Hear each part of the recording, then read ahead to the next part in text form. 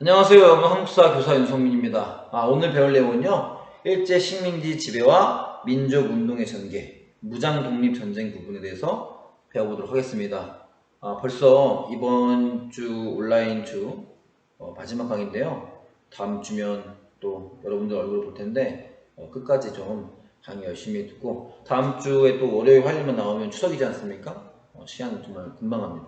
추석 지나고 나면 다음 주에 바로 시험이니까 바짝 공부 열심히 하길 바라겠습니다. 본격적으로 수업 시작하도록 하겠습니다. 교과서는 178페이지입니다. 자, 오늘 무장독립전쟁에 대해서 배우면요. 3.1운동 이후에 만주 지역에서 전개된 무장독립전쟁의 대표적 활동을 말할 수 있다.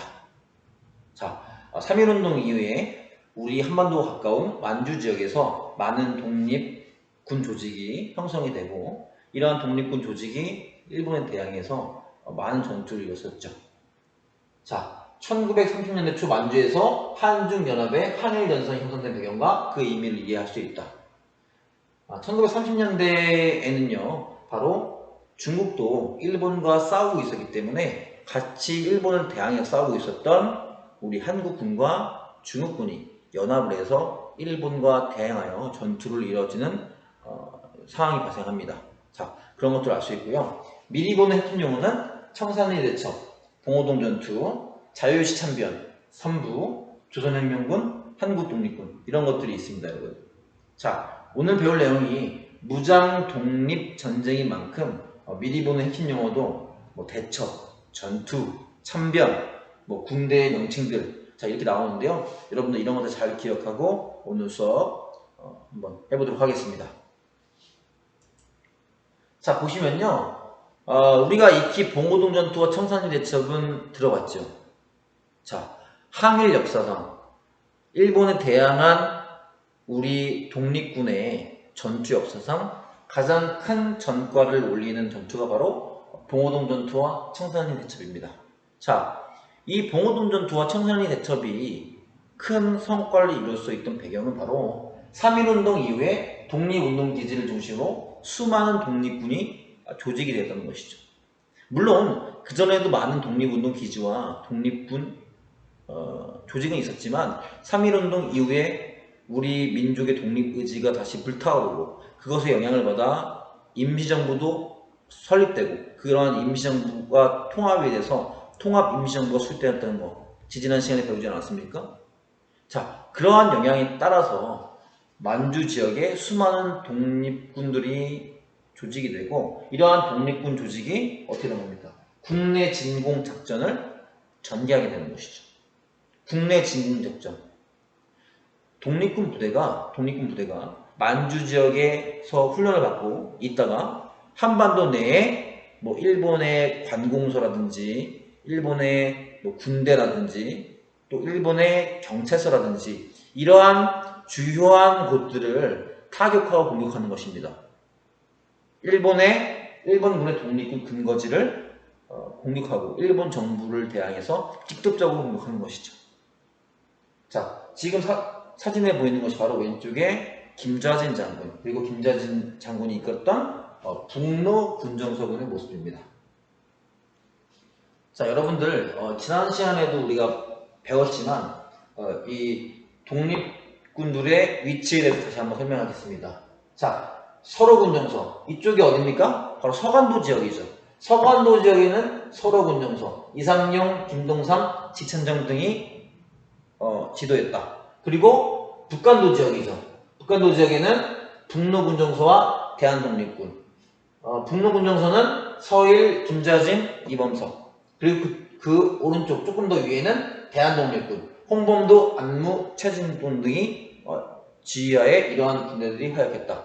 자, 이러한 독립군들의 위치와 독립군 부대를 이끌었던 장군들의 이름도 여러분들이 알 수 있어야 될 것 같습니다.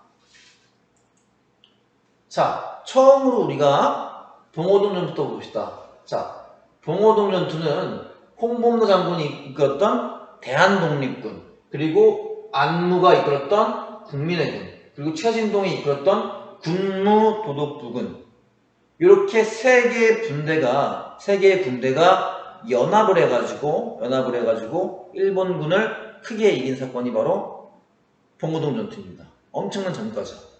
바로 이 세 개의 부대가 대한독립군단이라고 하는 연합 부대를 만들어 가지고 일본군 병력을 봉오동이라고 하는 지역으로 유인을 했습니다.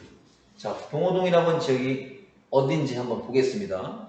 여러분들 교과서에 179페이지에 밑에도 나와 있죠. 바로 봉오동 전투 지역. 보시면 여기 한반도지 않습니까? 백두산이고요. 청산리와 봉오동인데 봉오동 조금 더 위에 있습니다. 이것을 확대해서 보면 봉오동 전투 지역이 바로 신리평, 봉오동, 서대파. 자, 이쪽은 굉장히 산악 지형이란 말입니다.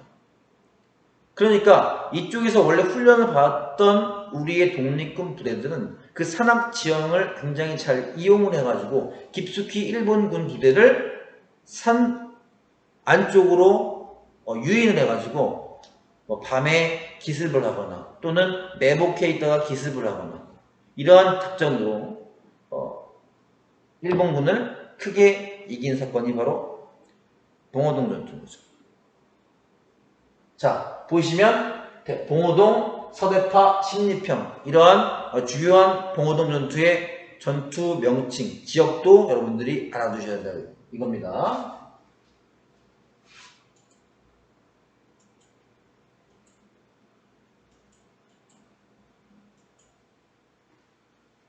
자, 그리고 그 다음에 청산리 대첩이 있다. 청산리 대첩.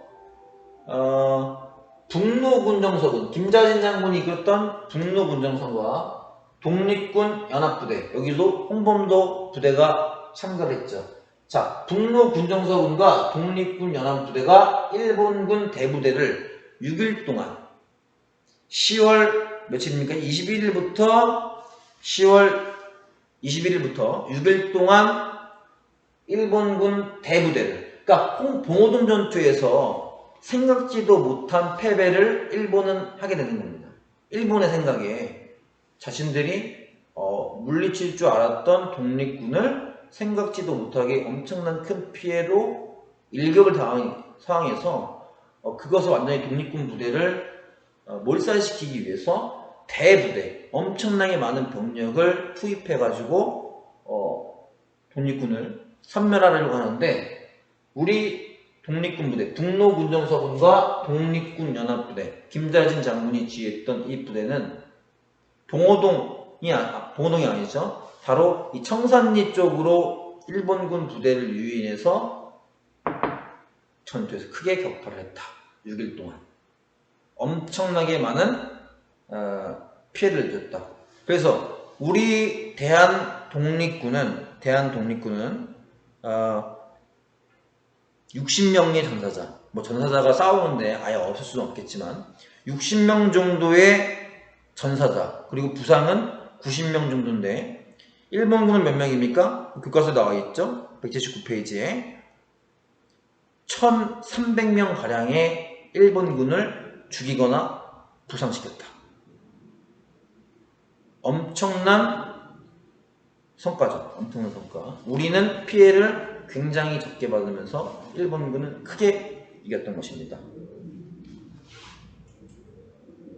자, 보시면요. 봉오동 밑에 있던 청산리 지역, 이 확대한 부분. 자, 여기인데요. 자, 6일 동안 이 청산리 이쪽 지역에서 일본군을 크게 섬멸했다. 청산리, 백운평이라고도 불리는 청산리, 화룡, 어랑촌, 완루구 이런 곳에서 6일 동안 격전을 펼치면서 일본군을 굉장히 크게 격파해가지고 항일 역사상 최고의 전투였다. 봉오동 전투와 청산리 대첩. 자, 근데 이렇게 이 당시에 독립군 부대가 크게 성과를 올렸던 이유는 여러 가지가 있겠지만 무기가 굉장히 좋았다고 볼 수 있습니다. 여러분들 좀 의아할 수 있겠죠. 독립군 부대가 어렵게 부족한 상황에서 훈련을 받고 있는데 어떻게 무기를 좋은 것을 살 수 있느냐? 뭐 이렇게 생각할 수도 있겠지만 당시에 러시아라든지 체코 이런 부대가 이쪽에서 활동을 했었는데요. 이러한 부대가 넘겨준 무기, 뭐 기관총이라든지 수류탄이라든지 이런 것들을 싸게 구입할 수가 있었습니다. 그래가지고 이때 무기도 굉장히 좀 괜찮았다. 뭐 이런 이유도 있었는데 여러분들 참고해서 알아두시고요. 자, 여기 보이는 게 바로 홍범도 장군이죠. 홍범도 장군. 자, 동호동 전투와 청산리 대첩의 승리 요인은 뭡니까? 높은 사기, 그리고 유리한 지형 조건. 아까도 이야기했지 않습니까? 독립군들이 원래 훈련을 받았던 산악지형에 이 일본군을 유인을 해가지고, 일본군은 잘 모르니까 유인해가지고 공격을 했기 때문에 큰 성과를 올릴 수 있다. 그러니까 이런 전투에서는 지형 조건을 활용하는 게 굉장히 중요합니다. 그러니까 이런 평지에 싸우는 게 아니라 산에서 싸우기 때문에 적은 숫자라도 많은 부대를 어떻게 보면은 이렇게 유리하게 끌고 갈 수 있는데요. 일단 산에 올라가면은 사람이 잘 안 보이지 않아요. 산에서 숨으면 잘 보이지가 않고 힘들지 않습니까? 저도 요즘에 매주 주말에 등산을 하는데 정말 힘듭니다. 지치잖아요. 맨몸으로 등산하기도 쉽지 않은데 뭐 총이라든지 여러 가지 필요한 군인들이 메고 있는 뭐 가방 같은 게 있잖아요. 식량이라든지 이런 것들 메고 올라가면 지치지 않습니까?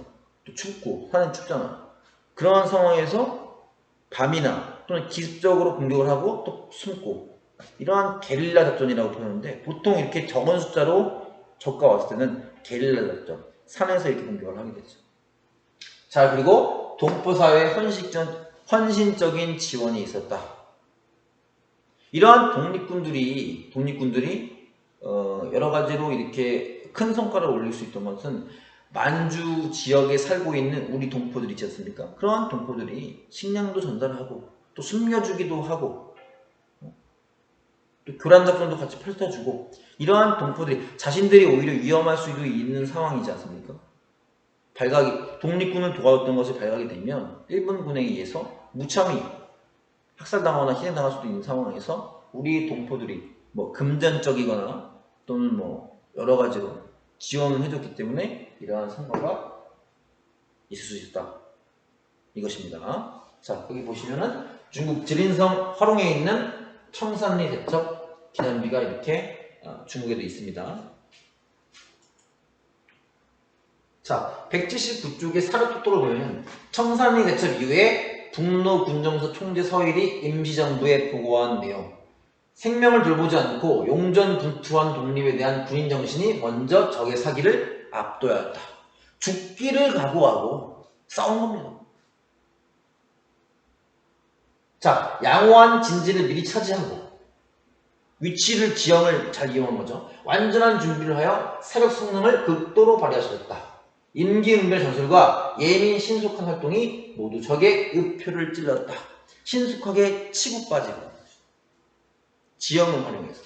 자, 간도동포의 노력과 희생. 교전은 아침부터 저녁까지 계속되었다. 굶주림. 그러나 이를 의식할 시간도 먹을 시간도 없었다.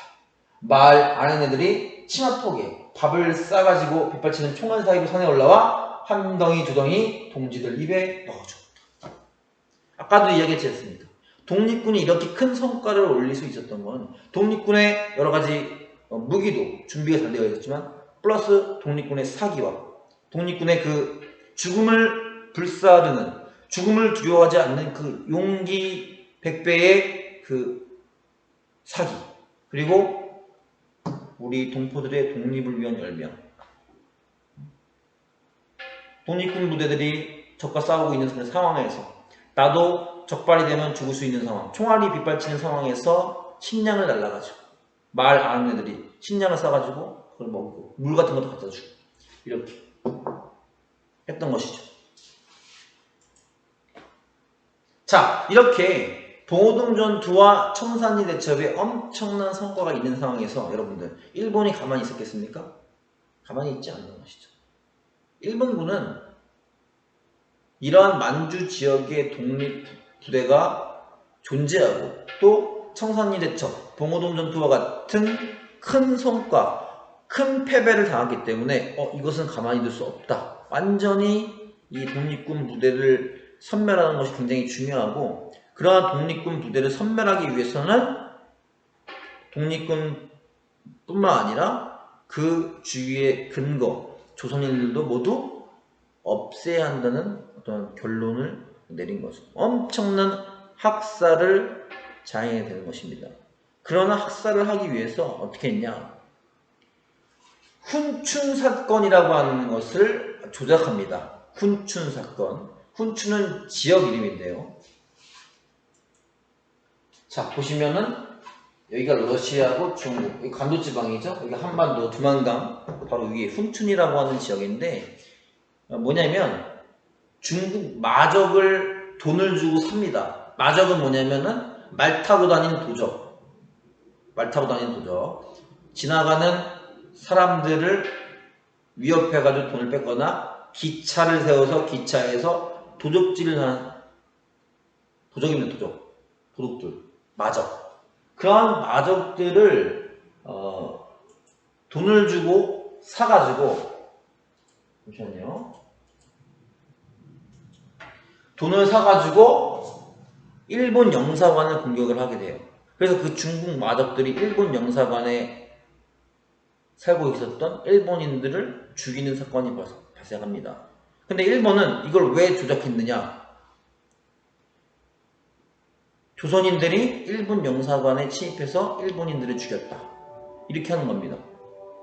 그렇게 해서 일본인 정부가 이 만주 지역에 살고 있는 독립운동가 조선인들이 우리 일본인을 무참히 살해했기 때문에 우리가 군대를 출동시켜가지고 조사하고 독립군 부대를 때려잡고 탄압할 수 있는 어떠한 근거를 마련한 거죠. 일본 입장에서. 조작한 겁니다. 조작. 그래가지고 어떻게 했느냐. 간도 지방에 청산리 전투에서 크게 패했기 때문에 이거에 대한 보복으로 그 간도 지역의 동포를 무차별적으로 학살하는 것이 무차별적으로. 아까도 얘기했지 않습니까? 독립군 부대의 어떠한 근거지가 우리의 동포 사회이고, 그러한 독립군 부대가 활약할 수 있었던 것은 우리 동포의 여러 가지 지원이 있었던 것이니까 그런 것들을 아예 싹을 자르기 위해 일본인들은 생각한 것이죠. 그래서 간도참변이라고 한 대학살을 자행했다.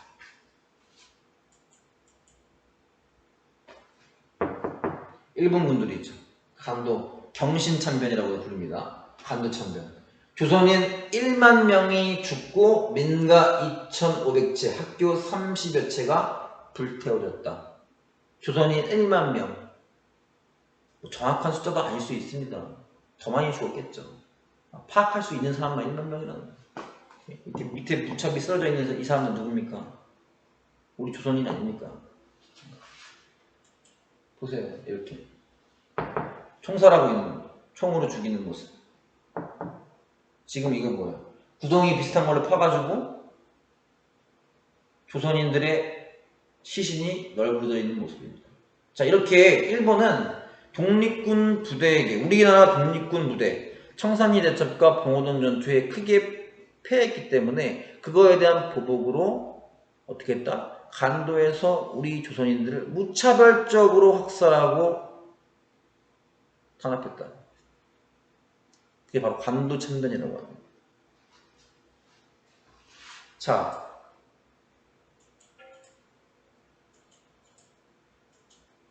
이러한 상황에서 우리 독립군 부대의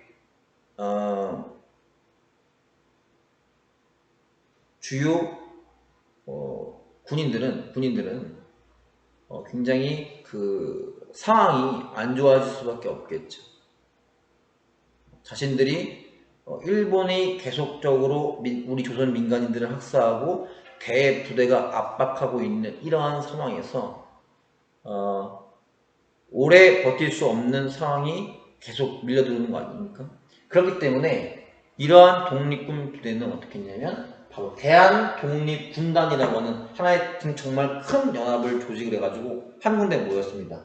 서희라고 하는 사람을 총재를 해가지고 독립군 주력 부대가 밀산이라고 하는 지역에 집결해서 이 독립군단을 조직을 해가지고요. 소련, 당시 러시아, 소련 영토로 이동을 하게 되는 것입니다. 왜냐? 당시의 소련이 지난 시간에도 얘기했는데 소련을 세운 레닌이라고 하는 사람이 식민 지배를 받고 있는 민족에게 적극적으로 지원을 한다. 이러한 이야기를 하지 않았습니까? 그렇기 때문에 소련으로 가가지고 여러 가지 지원도 받고 이렇게 해서 소련으로 이동을 하려고 했는데 그 상황에서 정말 비극적인 사건이 벌어집니다. 바로 자유시 참변이라고 하는 것인데요. 소련의 자유시라고 하는 곳으로 이동을 하게 되었는데 독립군을 통합하는 과정에서 여러 가지 부대가 있었지 않습니까? 뭐 대한독립군, 북루군정서군, 뭐 서로군정서군, 군무도독부 여러 가지 부대가 하나로 뭉치다 보면서 그 각자의 부대를 이끌었던 장군들도 모이고 그 하나의 조직을 어떻게 이끌어갈지 누가 지휘할지 하는 어떤 그러한 주도권 다툼이 발생하는데 바로 공산주의자의 주도권 다툼이 발생합니다. 이 대한독립군단이라고 하는 조직 안에 공산주의자들이 있었는데 그 공산주의자들 안에서도 파가 갈려가지고 서로 자기들이 이 군단을 지휘하려고 하는 그러한 상황이 발생하게 되는데요. 그러한 상황에서 우리 소련 적군이라고 하는데 공산군을 적군이라고 합니다. 적군. 이 소련 적군이 지휘권을 우리에게 달라. 소련에게 달라. 소련 애들이 우리 군대 대한독립군단의 군사권을 가지려고 하자 우리 어떻게 한 겁니까? 우리 한인 부대들이 거부한 거죠. 그런 상황에서 아까 공산주의자의 주도권 다툼이 있었는데 한쪽 파가 소련 적군과 이렇게 연합이 돼가지고 우리 한인 부대를 공격하고 서로 충돌하는 사건이 발생했다. 정말 비극적인 사건입니다. 이러한 사건으로 인해 가지고 어떻게 했다? 우리 많은 독립군들이 무장 해제당하고 뭐 많은 사람들 죽었겠죠. 그리고 뿔뿔이 흩어지고 이러한 상황이 바로 자유시에서 일어난 자유시 참변입니다. 안타까운 사건이 발생한 겁니다.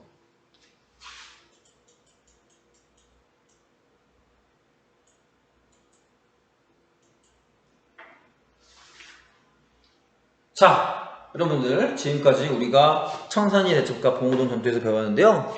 지금부터는 180페이지에 3부가 성립되고 통합운동을 전개하다 부분 보도록 하겠습니다.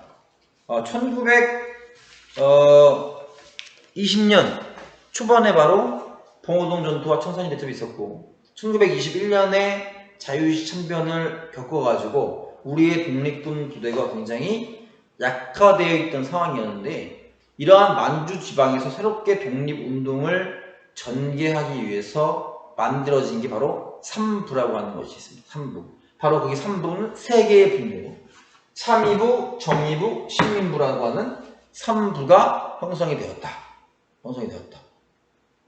자, 그 전에 우리가 주요하게 알아두어야 될 것이 바로 미스야 협정이라고 하는 것이 있는데요. 이것이 뭐냐면 일본이 이 만주 지역의 독립군을 원활하게 체포하고 탄압하고 없애기 위해서 중국 관리들과 중국 군인들과 협상을 맺은 거예요. 뭐냐면은 중국 애들에게 너희가 독립군 부대를 잡아오면 현상금을 주겠다. 많은 상금을 주겠다. 이렇게 얘기한 거죠. 그래서 이러한 현상금 때문에 독립군들이 중국 군인에게 엄청나게 탄압받고 잡히는 상황이 미스야 협정 때문에 생기기도 합니다. 여러분 알아두시면 되고요. 다시 3부로 넘어와서 3부는 자유시 참변 이후에 미진했던 우리의 독립군 부대와 우리 만주 지역의 동포 사회를 이끌어가기 위해 세 개의 부가 성립이 되었다. 참의부, 정의부, 시민부다. 참정신. 이 성격은 뭐냐면 만주 동포 사회를 이끄는 공화주의적 자치정부였다. 뭐냐면 이 3부가 각각 지역을 이렇게 나누어서 이 부가 있으면서 민정과 군정을 동시에 관할했다는 거죠. 뭐냐면 민정, 행정적인 부분도 이 3부가 정부의 역할을 하면서 뭐 약간 세금도 걷고 또 갈등도 조정하고 이렇게 관리도 하고 이렇게 했으면서 또 군사적인 조직도 군대도 보유해가지고 군사적인 독립운동도 같이 했던 조직이 바로 이 참의부, 정의부, 시민부다. 3부다는 거 여러분들 잘 기억을 해두시고요. 자, 참의부, 정의부, 시민부. 자, 그렇게 세 개로 나뉘어져 있었는데 먼저 지금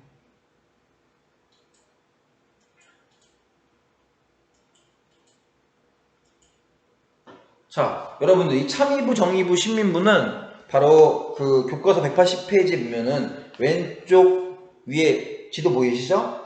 참의부가 가장 왼쪽에 있고 그 다음에 정의부, 신민부. 자, 이렇게 한이 다수 분포하고 있는 간도 지역에, 만주 지역에 참의부, 정의부, 신민부가 이렇게 위치하고 있었다. 여러분들 위치까지 잘 알아두셔야 됩니다. 자, 그런데 이런 상황에서 3부를 통합하기 위한 움직임이 있었습니다. 자, 그래서 어떻게 통합이 됐느냐? 바로 참의부, 정의부, 신민부 이 세 개가 통합이 되는데 두 개로 되었다. 자, 하나는 국민부, 하나는 혁신위회. 남만주, 만주 지역이 있으면 남쪽에 보다 왼쪽에는 국민부라는 것이 조직이 되었고요. 오른쪽 위에는 혁신의회라는 것이 조직이 되었다. 자, 그래서 국민부, 남만주에 위치하고 있던 국민부는 조선혁명당, 조선혁명군이라고 하는 당과 군대를 보유하고 있었다. 자, 혁신위회는 북만주에서 혁신위회가 나중에 해체가 되는데 해체되고 난 이후에 한국독립당, 한국독립군이라고 하는 조직이 형성이 되었다는 거 여러분들 잘 알아두셔야겠습니다. 헷갈릴 수 있습니다. 이런 단체나 조직이 많이 나와가지고요. 참의부, 정의부, 신민부 3부가 통합 분할되는 과정에서 남만주의 국민부, 북만주의 혁신위회. 자, 국민부는 휘하의 조선혁명당, 조선혁명군을 두고 있었고 북만주 혁신회는 해체된 이후에 한국독립당, 한국독립군이 북만주에서 활동하게 되었다. 자, 조선혁명군과 한국독립군은 1930년대에 다시 한번 일본에 대항한 여러가지 전투에서 큰 성과를 올립니다. 자, 보겠습니다. 자, 한중 연합군을 결성하여 싸우다. 한국과 중국이 연합해서 같이 일본에 대항해 싸운 것입니다. 자, 왜? 자, 중국도 당시에 일본의 침략을 받고 있었기 때문입니다. 자, 배경은 일제가 만주 지역을 침략을 했고요. 만주는 누구네 땅입니까? 중국 땅이죠. 아, 우리 땅은 아닙니다. 만주 지역은 우리 동포들이 살고 있었지만 중국 땅이죠. 중국 땅인데 여기 일제가 만주를 침략해가지고 만주국이라고 하는 국가를 자기 멋대로 수립을 해요. 그러니까 예를 들자면 누가 우리 집에 쳐들어와서 갑자기 방 하나를 자기네 방이라고 우기고 거기다가 여러 가지 자기 침대도 갖다 놨고 이렇게 하는 상황이라고 볼 수 있죠. 1932년에 일본이 만주를 침략해서 만주국이라고 하는 괴뢰 국가라고 하는데 국가를 지 맘대로 수립을 한다. 자, 그래서 3부 통합운동의 결과로 결성되었던 아까 이야기했죠. 어떤 군대? 바로 조선혁명군과 한국독립군이 항일 중국군과 연합해서 같이 일본에 대항하여 싸우게 된다. 자, 조선혁명군과 중국군의 합의 내용, 한국독립군과 항일 중국군의 합의 내용 이렇게 있는데 여러분들 교과서 181페이지에 위에 사료토톡에도 있으니까 여러분들 한번 꼭 참고하고 읽어보기 바랍니다. 자, 그래서 조선혁명군은 어떻게 활약을 했느냐? 남만주 지역에서 활약을 했죠. 바로 국민부 휘하의 군대 조직이지 않습니까? 바로 양세봉이라고 하는 장군이 지도를 했던 이 조선혁명군은 영릉가 전투, 흥정성 전투라고 하는 곳에서 중국 의용군과 협력을 해가지고 영릉가 전투, 흥정성 전투에서 일본을 크게 이겼다. 자, 그리고 한국 독립군 북만주 지역에서 지처천을 사령관으로 하는 이 한국 독립군은 쌍성보 전투, 대전자령 전투, 대표적인 전투입니다. 이러한 전투에서 중국 호로군과 협력을 해가지고 활약을 해서 일본군을 크게 이겼다라고 하는 것입니다. 지도를 볼 건데요. 아까 조선혁명군은 어디서 활약했습니까? 남만주 지역이죠. 남만주 지역, 여기가 한반도고 바로 위에 남만주 지역에서 영릉가 전투, 흥정성 전투. 자, 그리고 그 더 위쪽에 이 북만주 지역에서는 지처천 장군이 이끌었던 한국 독립군이 쌍성보, 경박호, 사도하자, 동명성, 대전자령 이러한 전투에서 크게 일본군을 이겼다라는 거예요, 여러분들. 자, 그러니까 독립군 1930년대 이 조선혁명군과 한국 독립군 부대의 활약했던 위치와 이 전투의 명칭까지도 여러분들이 암기해 두셔야겠죠. 알아두셔야겠죠. 그리고 플러스 해가지고 아까도 이야기했지만 중국 어떠한 부대와 협력을 했는지 부대 이름입니다. 조선혁명군은 중국 의용군, 한국독립군은 중국 호로군과 협력을 했다. 이런 것까지 알아두셔야겠습니다. 자, 조선혁명군은요, 양세봉 장군께서 일본군과 싸우다가 전사한 이후에 세력이 약화되었지만 1930년대 후반까지 그 남아있던 부대가 끝까지 투쟁을 지속하였다. 알아두시면 되겠고요. 한국 독립군은 어떻게 됐냐? 1930년대에 이렇게 싸우다가 대한민국 임시정부 있지 않습니까?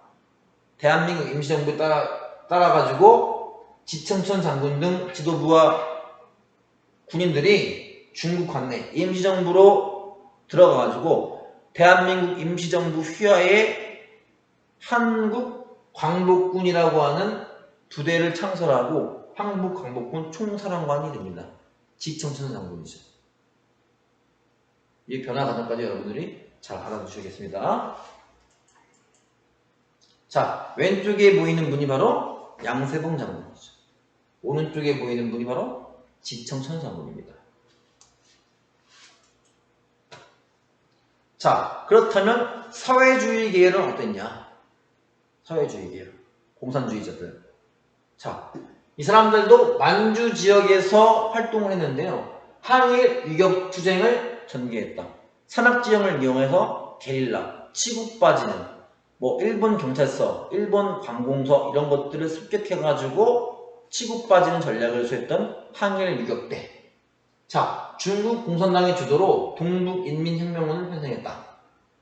이 사회주의 계열은 공산주의자들이기 때문에 중국 공산당, 공산주의자의 어떠한 지도라든지 명령을 따른 것이죠. 그래서 동북인민혁명군이라고 하는 것을 1933년에 편성을 했다가 동북항일연군으로 1936년에 발전을 하게 되었다라는 것을 여러분들 아셔야겠습니다.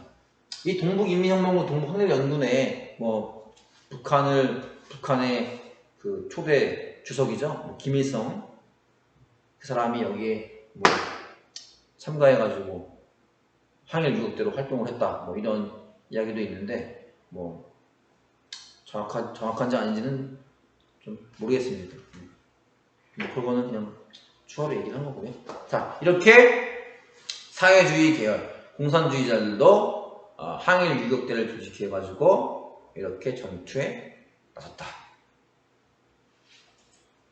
자, 여러분들 이렇게 3.1운동 이후에 만주, 간도 지역에서 형성되었던 독립군 부대가 봉오동 전투와 청산리 대첩, 항일 역사상 가장 큰 전과를 올리는 전투를 이뤄냈고 안타깝게 자유시 참변으로 이러한 독립군 부대가 희생을 당하고 와해되었지만 그 이후에 1930년대에 삼부가 성립이 되고 그 휘하에 조선혁명군과 한국 독립군이 중국군과 연합을 통해서 일본에 끝까지 대항했던 모습이 있었다라는 거 여러분들 잘 알아두셔야겠습니다. 시대별로 또는 지역별로 독립군 부대와 그 독립군이 싸웠던 지역, 위치 이런 것들 여러분들이 잘 기억을 해 두셔야 될 것 같습니다. 여러분들 온라인 강의 마지막 강의였는데요. 이렇게 짧게 바로 수업 마치도록 하겠습니다. 자, 다음 주에 월요일날 활기찬 모습으로 뵙기를 바라겠습니다. 오늘 수업도 잘 들어줘서 고맙고 다음 주 월요일날 뵙도록 하겠습니다. 이상입니다.